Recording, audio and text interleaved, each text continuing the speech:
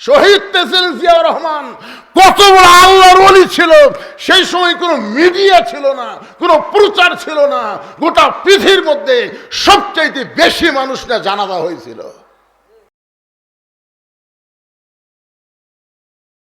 সবাই ঠিক কর না কেন, ভালো মানুষের ব্যাপারে ঠিক বলা লাগবে না, কথা ঠিক বলা লাগবে না। দুনিয়া হলো নগদ, দুনিয়া কি, আর আখেরাত হলো বাকি। আখেরাত কি, কথা কন না কেন ভাই। তা আপনি নগদ দুনিয়াতে খারাপি করে বাকি আখেরাতে ভালো পাবেন। আজ নগদ কাল বাকি। আমরা খালি সারা জীবন সুদ ঘুষ খাইয়া, বুঝলেন, বুড়া বয়সে ঘুষা ডুষা তৌবা করতেছে, আল্লাহ আমি আর জীবনে ঘুষ খাবো না। খোঁজরা দেখেন ওর চাকরি নেই।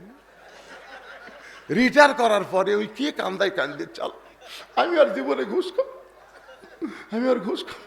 ফেরে পাগলা, তোর চাকরি আছে। যৌবন বয়সে একদিনও মসজিদের দিকে তাকায়নি, বুড়া বয়সে ওই শয়তান সিয়ারিলে মসজিদে যাচ্ছে। যখন আর মাজা চলে না, খাড়া হবার পারে না, রুকু সেজদা হয় না, তখন লাঠি কষে সামনে কাতার চেয়ার ঠুসতো, সামনে কাতারে সোয়াব বেশি। ও বাবা, ওরা লাঠি সোয়াবের আসাদ দাদার জন্য সামনে কাতারে চেয়ার থিয়াচ্ছে। সবাই কয় এটা কার চেয়ার? বলে তালুকদার। ও তালুকদারের, মানে তালুকদারের দাদা আবার মসজিদের জায়গা দিছে, বুঝেছেন না? যে শালা চেয়ার থসে ওরই দাদা আবার মসজিদের জায়গা দিছে। সবাই বলতেছে ভাই তালুকদারের চেয়ার সরানো যাবি না, কিন্তু বিশ্বাস করেন ফতুয়ার কিতাবে আছে, যেই কাতারে চেয়ার থাকবে ওই কাতারে 27 গুণ সোয়াব আল্লাহ দিবে না। আপনি যদি 27 গুণ সোয়াব চান, চৌধুরী হোক আর তালুকদার হোক, চেয়ার কাতার থেকে সরান লাগবে। কারণ 27 গুণ সোয়াব নিবার গেলে পায়ের গোড়ালির সঙ্গে গোড়ালি মিল করা লাগবে, কাতার সোজা করা লাগবে। হেঁকা বেঁকা কাতার হলে 27 গুণ সোয়াব হবি না। আমার কথা কি বুঝতে পারতেছে? সারা জীবন শয়তানি করছে, বুড়া বয়স হয়ে আমাকে নামাজের সোয়াব নষ্ট করবার গেছে। তার মানে যখন হয় চামড়া ঢিল আল্লাহর সাথে দেয় মিল, যখন তাকে চামড়া টাইট আল্লাহর সঙ্গে করে ফাইট। আমাদের যুবকগুলো দেখেন, আজকাল যুবকগুলো দেখে খুশি লাগতেছে, ছবি তোলা জড়িত আছে। ওটে ময়না বস, সুন্দর কথা হচ্ছে বাবা। আল্লাহ, যেই যুবক আজকে কোরআনের মাহফিল করতেছে, আমরা সমস্ত যুবকের জন্য প্রাণ ভরা দোয়া করব, দরকার আছে না নাই? একটু মনোযোগ দিয়ে শোনেন। রাখাল বলতেছে মরে গেলে জান্নাত পাবো, এই বাকি কথা সহজে বলতেছো, কিন্তু হযরত ওমরকে এক নজর দেখতে পাবো, এই কথা বলতে তোমার কোন জায়গা বাজে? ওমর চিন্তাত পড়ে গেছে, যে লোক আমাকে তওবা পড়াছে, যাই আমাকে মুনাফিক কছে, যাই আমাকে ভণ্ড কছে, এখন যদি বলি আমি ওমর, যে ওমর রাস্তাতে গেলে শয়তান কয়দিন যায় না, এখন যদি বলে ভাই ও রাখাল ভাই আমি উমর রে, আমি এ শোনা মাত্র রাখা, মানে শোনাও সারা, হাত ফেল করে মরাও সারা। ওমর ফারুক চিন্তায় পড়ে গেলে আমি কি করব? এমন সময় আল্লাহর কোরআন বলতেছেন, উদউ ইলা সাবিলি রাব্বিকা বিল হিকমাহ। জোরে কান সুবহানাল্লাহ। হযরত ওমর বললেন, রাখাল সত্যি যদি ওমরকে তুমি দেখবার চাও, তাহলে তোমাকে ফজরের নামাজ সামনে কাতারে আদায় করা লাগবে। ফজর যদি সামনে কাতারে আদায় করতে পারো, তাহলে মেহরাবের মধ্যে লক্ষ্য করে দেখবা যেই মানুষটা ইমামতি করতেছে ওই মানুষটি হলেন হযরত ওমর। আপনারা বলেন তো, আপনাকে এলাকার কোনো চেয়ারম্যান ফজরত দেখবার পান? মেম্বার হোক, মেহরাবের মধ্যে তো দূরের কথা, মসজিদও পান। আর আল্লাহর কোরআন দিয়ে যখন রাষ্ট্র চলবে, একটা নেতা বাড়ির নামাজ হবে না, প্রত্যেক নেতা খালি মসজিদে না, মসজিদে গিয়ে ইমামতি করা লাগবে। কথা কন না কেন, কথা কন না কেন? ওমর ফারুক রাখালো কি বলতেছে, যদি উমরক দেখবার চাও তাহলে বারান্দার যাও, উমরকে যদি দেখবার চাও সামনে কাতারে যাও, সামনে কাতারে গিয়া মেহরাবের মধ্যে লক্ষ্য করে দেখবা যেই মানুষটা ইমামতি করতেছে ওই মানুষটি হলেন হযরত ওমর। রাখাল ছোট বাচ্চার মতন কান্দে। ওমর ফারুক বলে, রাখাল ভাই কান্দার কারণ কি? বলে, কান্দার কারণ হলো আমি বারান্দায় নামাজ পড়ি, আমি মসজিদের ভিতরে ঢোকার সাহস পাই না। ওমর ফারুক বললেন, মসজিদের ভিতরে ঢোকার সাহস পাও না কেন? বলে, মসজিদের মধ্যে দামি দামি সাহাবীরা নামাজ পড়ে, ওই দামি দামির মধ্যে আমি একজন সাধারণ রাখাল কেমনে যাই? ওমর ফারুক বলে, রাখাল তুমি কম দামি আর মসজিদের মধ্যে দামি দামি, এই ভুলটা তোমারে কে বুঝাইল? আল্লাহ কোরআনে বলেছেন, ইন্না আকরামাকুম ইনদাল্লাহি আতকাকুম, ওই ব্যক্তি সবচাইতে দামি হয় যার কলিজার মধ্যে আল্লাহর বেশি ভয়। আপনারা কি মনে করতেছেন আমি চেয়ারত বসে ওয়াজ করতেছি আমি বেশি দামি, আর আপনার বিছনাত বসে ওয়াজ শুনতেছেন আপনারা কম দামি? না, আমার মতন বহু বক্তাকে আল্লাহ তক্তা বানায় জাহান্নামত দিবে, আর আপনাদের মতন বহু শ্রোতাকে আল্লাহ বিনা হিসাবে জান্নাত দিবে। জান্নাতে যাওয়ার জন্য বক্তা শ্রোতা না, জান্নাতে যাইতে গেলে আল্লাহর ভয় যার অন্তরে যত বেশি। ইন্না আকরামাকুম ইনদাল্লাহি আতকাকুম। ওমর ফারুক বললেন, রাখাল সত্যি যদি ওমরকে দেখতে চাও ফজরের নামাজ সামনে কাতা আদায় করা লাগবে, এখন কি কইবা কও? রাখাল বলতেছে, তাহলে আজকে এশার নামাজ পড়ে আর আমি বাড়ি যাচ্ছি না। ওমর ফারুক বললেন, এশার নামাজ পড়া যাবা না কেন? বলে, এশা পড়া যদি বাড়ি যাই তাহলে ফজর সামনে কাতারে কেমনি পাই? ওমর ফারুক বললেন, রাখাল তুমি কি বলতে পারো 3 ওয়াক্ত নামাজ তাড়াতাড়ি কেন হয় আর 2 ওয়াক্ত লম্বা কেন? আসর মাগরিব এশা, আসরের পরেই মাগরিব, তারপরেই এশা, এই 3 ওয়াক্ত কিন্তু তাড়াতাড়ি শেষ হয়ে যায়। কিন্তু এশা থেকে ফজর লম্বা সময়, আবার ফজর থেকে জোহর লম্বা সময়, তুমি কি বলতে পারো? রাখাল বলতেছে, আমি তো জানি না। এতক্ষণ কিন্তু উমর মূর্খ বানাচ্ছে, জোরে কোন কথা ঠিক কি না? এবার রাখাল বলতেছে, আমি তো জানি না। দেখুন নেতার চরিত্র কেমন, কর্মীর চরিত্র কেমন। কর্মী রাখাল কিন্তু হযরত ওমর মূর্খ কছে, কিন্তু নেতা মূর্খ না বলে বলতেছে, ভাইজান ফজর থেকে জোহর আল্লাহ লম্বা সময় দিছে, ওই সময়ের মধ্যে তুমি খেতে খামারে কাজ কাম করবা, চাকরি বাকরি করবা, ব্যবসা বাণিজ্য করবা, আলুর বাগুর বানবা, আলু লিয়া হাটত যাবা, এইগুলো কাজ করতে করতে তোমার দেহের যে ক্ষয় হবে, এশা থেকে ফজর আল্লাহ লম্বা সময় দিছে, এই লম্বা সময়ের মধ্যে তুমি ঘুমা যাবে, ওই ঘুমের মধ্যে আল্লাহ তাআলা দিনের দেহের ক্ষয় পুরা করে দিবে। তাহলে এশা থেকে ফজর যদি তুমি সামনে ধরবার চাও, যদি ঘুম ধরে, রাখাল বলতে যে ঘুম যদি ধরি তাহলে মসজিদের মধ্যেই ঘুমিয়ে যাব। যেই বলছে মসজিদের মধ্যে ঘুমাবো, ওমর ফারুকের চেহারা চট করে কপাল লাল হয়ে গেছে। এই রাখালেই মসজিদের মধ্যে ঘুম পাড়ার দলিল দে, তুই যে মসজিদে ঘুম পাড়বো তার একটা দলিল থাকা লাগবে না, কথা কার না? ঘুম পাড়া তো দূরের কথা, সবাই নামাজ পড়ে বাড়িতে গেছে, এরা 3 জন জোহরে নামাজ পড় 4 ফ্যান দিয়ে গল্প করতেছে। এবারে গত বছর তো আলুত খুবই লস খানো বা, এবারে খবর কি? মানে 3 জন মুসল্লি 4 ফ্যান দিয়ে গল্প করতেছে, 1-8 ঘন্টা হয় গল্প শেষ হয় না। ফেরেশতারা বলতেছে, আল্লাহ সবাই নামাজ পড়া বাড়িতে গেল, এরা 3 জন যে 4 ফ্যান দিয়ে গল্প করতেছে, এর রেজাল্ট কি? আল্লাহ বলতেছে, এদের মাথার উপর যতক্ষণ ফ্যান ঘুরতেছে এই ফ্যানের কারেন্টের বিল এই 3 জন আলাদাভাবে না দেওয়া পর্যন্ত জান্নাত যাওয়ার পারবে না, কারণ মসজিদের বাপের ঘর না যে ইচ্ছা মতো ফ্যান ঘুরাবি। কথা কর না কেন, কথা কর না কেন? মসজিদ বাপের ঘর। ছোটবেলা দেখছি আমার দাদা যখন জীবিত ছিল, আমরা ছোটবেলা 74 সালের কথা মনে আছে আপনাকে রে? হাই রে হাই রে, একবার সকালে ভাত আনতে 4 বার ওরা খাওয়া, পেঁয়াজ দিয়ে পান্তা, লবণের দাম হঠাৎ করে বাড়ে গেল। তো জোহরে নামাজ পেঁয়াজ দিয়ে পান্তা খেয়ে আমার আবার নামাজ পড়ার খুব লিশে আসলো দাদার সাথে সাথে। যেই গেছি মসজিদের মধ্যে দাদা নামাজ পড়া অবস্থায়, কি রে বুড়া মানুষ আর কোনে ঘুদা মারে, ব্যাপার কি? আমি আবার তার নিয়ত বান্ধি, আবার মারে। 2-3 বার মারার পরে বেড়াসে গেলে কি বুড়ে তো শয়তান বুড়ে রে। দাদা পয়সা বলতে, ভাই তুই যখন মসজিদের মধ্যে ঢুকছো তোর মুখ দেখালি পিঁয়াজ গন্ধ রে। আরে পাগলা, রসুন, কাঁচা পেঁয়াজ খেয়ে মসজিদে ঢোকা হয় না ভাই, ঢুকলে ফেরেশতারা কষ্ট পায়। দেখছেন, কাঁচা পেঁয়াজ কাঁচা রসুন খাইয়া আগেকার যুগে মসজিদে ঢুক পারি দেয়নি, আর এখন মসজিদের মধ্যে পেঁয়াজ কাটিয়া মুড়ি মাখতেছে, মানে মসজিদ আর বাপের রান্নাঘর। মন খারাপ করতেছেন? একটু মনোযোগ দিয়ে কথাগুলো শুনবেন। ওমর ফারুক বলেন, রাখাল আজানের গুরুত্ব দিও। এই যুবকেরা মনোযোগ দিয়ে শোনো, 5 ওয়াক্ত নামাজের মধ্যে সবচাইতে গুরুত্বপূর্ণ আজান কোন নামাজের? সবাই কর পারতেছে না। 5 ওয়াক্ত নামাজের ভিতরে সবচাইতে গুরুত্বপূর্ণ আজান, নামাজের কথা বলতেছি না, আজান হলো ফজরের আজান।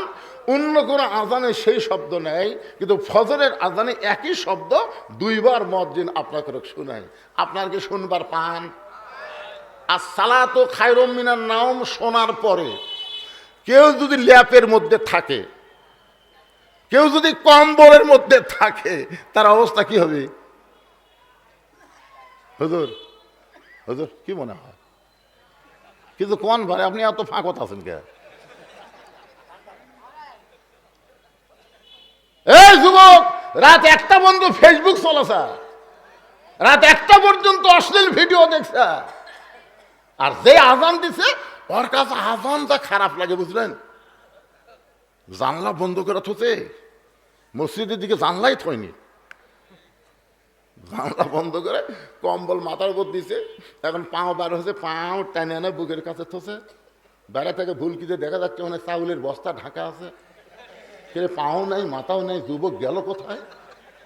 আস্তে আস্তে ভিতরে ঢুকে গেল, ল্যাপ ঠান্ডা দেখে সোনার যুবক, ল্যাপের তলের সাইজ আর সকালবেলা সাইড থেকে কুত্তার সাইজ, একই সাইজ, একের অবিকল এক, পেঁয়াজ খেয়ে আসে পেঁয়াজ।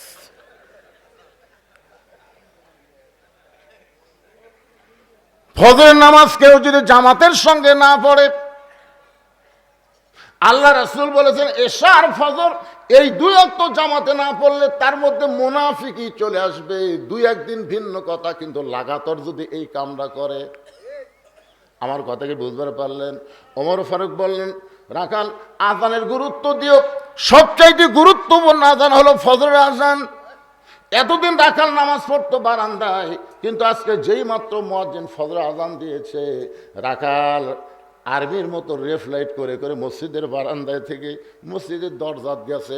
দরজাত গেলেই কিন্তু হবে না, ঢুকতে গেলে নিয়ম আছে, ডান পায়ে ঢোকা লাগবে। ধরে কোন পায়ে? শুধু ডান পায়ে ঢুকলে হবে না, জবান খুলে একটা দোয়া পড়া লাগবে, আল্লাহুম্মা আফতাহ লি। সবাই পড়েন, আল্লাহুম্মা আফতাহ লি আবওয়াব রাহমাতিক। রাখাল দোয়াটা পড়ে ডান পা দিয়ে ভিতরে ঢুকে সামনে কাতারে যাবার চাই, সামনে কাতারে যাবার চাই। প্রত্যেকটা সাহাবী নড়ে সরে রাখালকে যাওয়ার রাস্তা করে দেয়। রাখাল কয়, কে রে এতদিন বারান্দার থেকে কি ভাবলাম, ভিতরে দামি দামি সাহাবী, কিন্তু আজকে ভিতরে ঢুকে দেখতেছি এরাও যা হামু তাই। এটা ভিতরে না ঢুকলে বোঝা যাবে না ভাইজান। সারাদিন ভিক্ষা করে বাড়িতে আসে, বউ খালি ফকির কয়, কে রে আমি কুত্তার ধাবড়ানি খাইয়া কত কষ্ট করে ভিক্ষা লিয়ে বাড়িতে আসি, আর তোর মুখ গাল ফুলে করে থাকিস কে? ফকুন্নি কও সারা জীবন ভিক্ষা করবে, সারা জীবন লাভ হবে না। ফকির কয়, তোর এত মেজাজ খারাপ খেয়ে? আপনি যে সাধারণ মানুষের দরজার যান, আপনি কি বাসা সাজানের নাম শোনেননি? শুনছি তো, তো সিঁড়ি যার পারেন না, এমন দেওয়া দিবি 2-4 বছর আর ভিক্ষা করা লাগবি না। ফকির কয়, তারে আমি তো এই দরজার কথা জানি না রে। বইয়ের বুদ্ধি শুনে পরের দিন বাসা সাজানের দরবারের দরজা যায়, দেখি দরজা তো বন্ধ, একজন হিয়া দেহওয়ালা মানুষ লাঠি লিয়ে খাড়ায় আছে। ফকির কয়, বারে বইয়ের বুদ্ধি শুনে দরজার দিকে যেই পাও বাড়াছে, বুঝলেন, দারোয়ান এই কি কোন দিকে? ফকির বলতেছে, ভাই আমার বউ কছে। আবার বউ? তুই জানিস এই দরজা দিয়ে বাদশা সাজানের উজির নাজির মন্ত্রী আত্মীয় স্বজন ছাড়া কেউ ঢুকবার সাহস পায় না, আর তুই ফকির হয়ে সেই দরজার দিকে আসিস? ফকির চিন্তা করে, আর যা দেহের সাইজ, আর হাতত আছে বোনাস লাঠি, এর সাথে আমি পারবো না। এই সময় হেকমত করার জন্য এক দৌড়ে গিয়ে ফকির, লাঠি মারার আগে ফকির দৌড়ে গিয়ে দারোয়ানের দুই পাও খপ করে ধরছে। পানি শুধু ধরে নাই, ফকিরের চোখের পানি দারোয়ানের পাও পড়ছে। দারোয়ান লাঠি মারবার যা চিন্তা করে, যেই ব্যক্তির চোখের পানি আমার পাও ফেললো, কে মারি কেমনি। দারোয়ান বলতে যে ভাইজান তুমিও যাহামো তাই, তুমি ভিক্ষা করে খাও আর আমি দরজা পাহারা দিয়ে খাই, আমাদের মধ্যে কোনোই তফাৎ নাই। ফকির বলতেছে তাহলে দরজা খুলে দাও। দারোয়ান বলতেছে পাগল হয়েছে, আরো 15টা দরজা আছে, প্রত্যেকটা দরজায় একটা করে দারোয়ান লাঠি নিয়ে দাঁড়ায় আছে, আমি খুলে দিলে পরের দরজার দারোয়ান তো দরজা খুলবে না। ফকির বলে খালি তুমি খুলে দাও, পরেরটা খুলবে কি খুলবে না সেটা আমার ব্যাপার।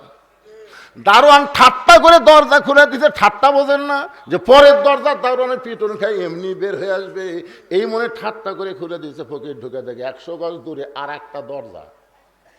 দারোয়ান দেখে এই ফকির ঢুকলি কেমনে? ফকির বলতেছে কেমনে ঢুকলাম জানবার চাস? প্রথম দরজা দারোয়ানের কাছে যা যা।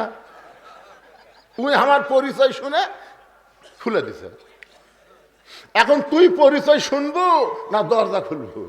দারোয়ান বলতেছে ও যখন খুলে দিছে ভাই, তাহলে আমার বন্ধ করে থাকা কোনো লাভ নেই, সিসিম ফাঁকতো যা।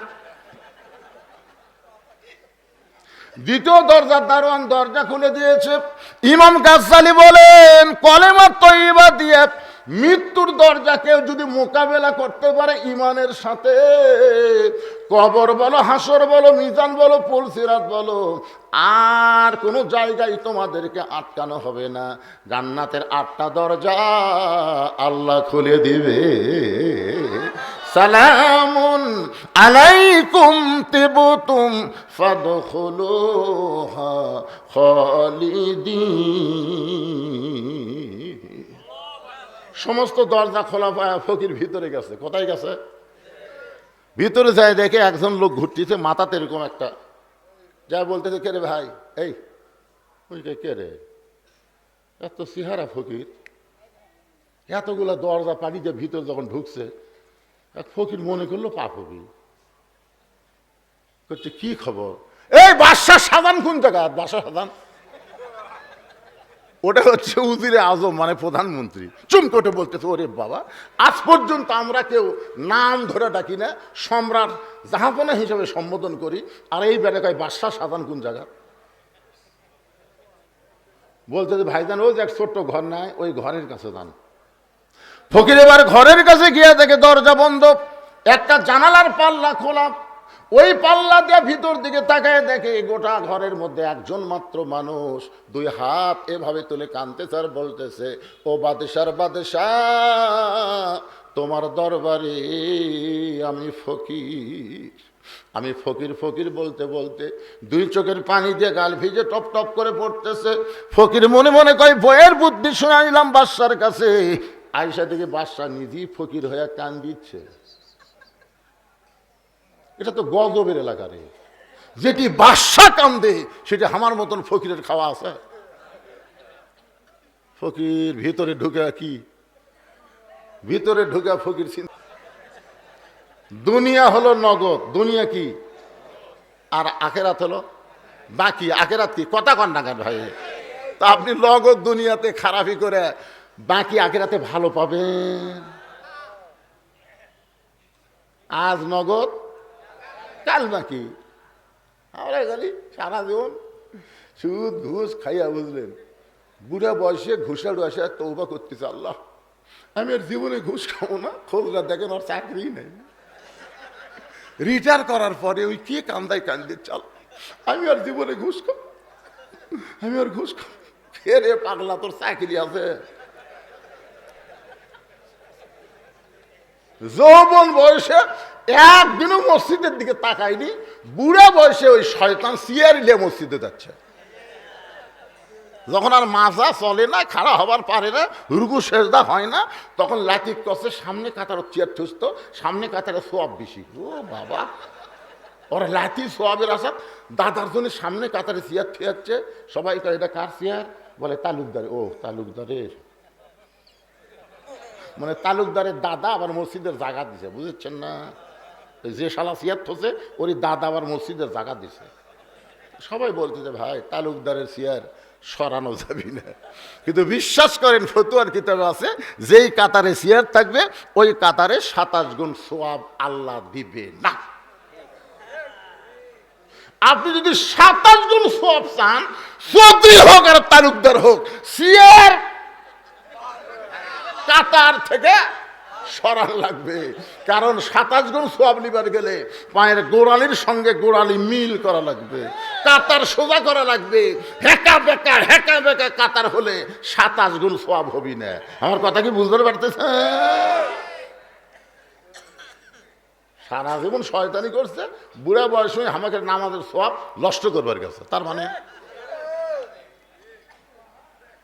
যখন হয় চামড়া ঢিল আল্লাহর সাথে দেয় মিল, যখন তাকে চামড়া টাইট আল্লাহর সঙ্গে করে ফাইট। আমাদের যুবকগুলো দেখেন, আজকাল যুবকগুলো দেখে খুশি লাগতেছে, ছবি তোলা চলতে